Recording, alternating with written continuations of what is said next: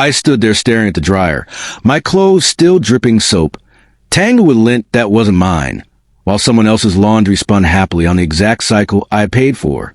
My chest went tight, not because it was the first time this had happened, but because it wasn't.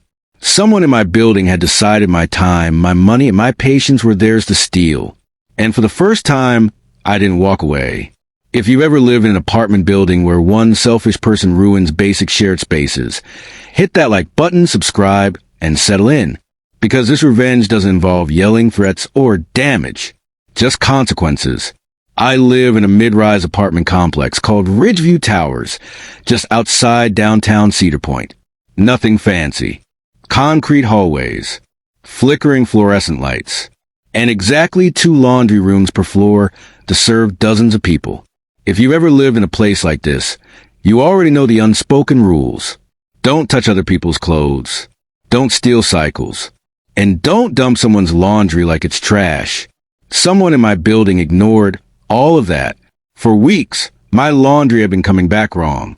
I'd start wash, leave for a few minutes, and come back to find my clothes moved, my cycle interrupted, detergent gone, and someone else's load running like nothing happened. At first, I doubted myself. Maybe I misread the timer. Maybe the machine glitched. You start gaslighting yourself because the alternative is admitting someone is deliberately being that awful. Then it happened again. And again. This time, I came back 5 minutes early. The smell hit me first. Not fresh laundry. Soap and wet fabric mixed with a dusty, sour scent of old lint.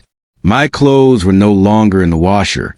They were dumped into the dryer, barely wet, coated with lint from an unclean trap.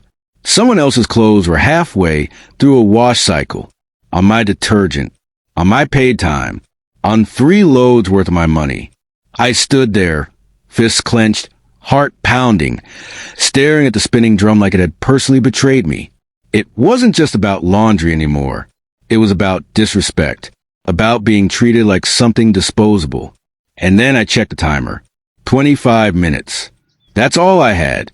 These were older machines, retrofitted with a modern app system. You could pause cycles you paid for, unlock doors, control the machine remotely, but only if it was still technically your load.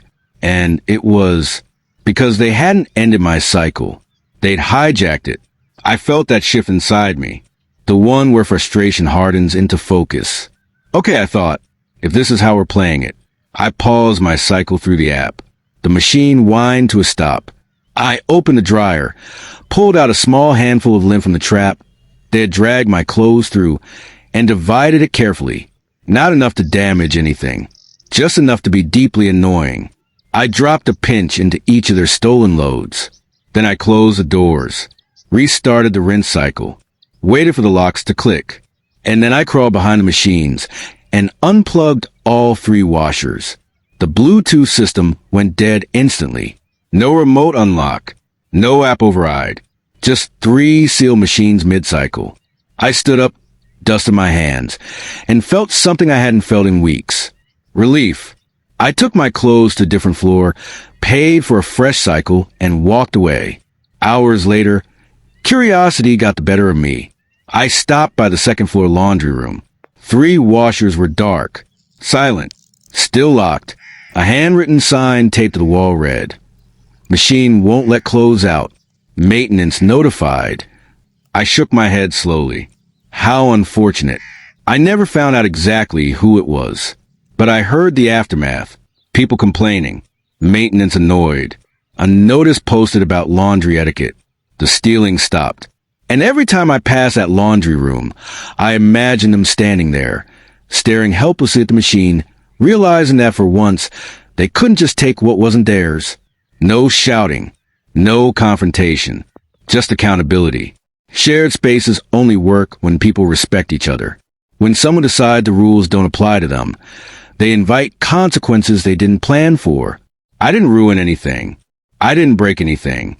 I just made sure they learned the cost of entitlement.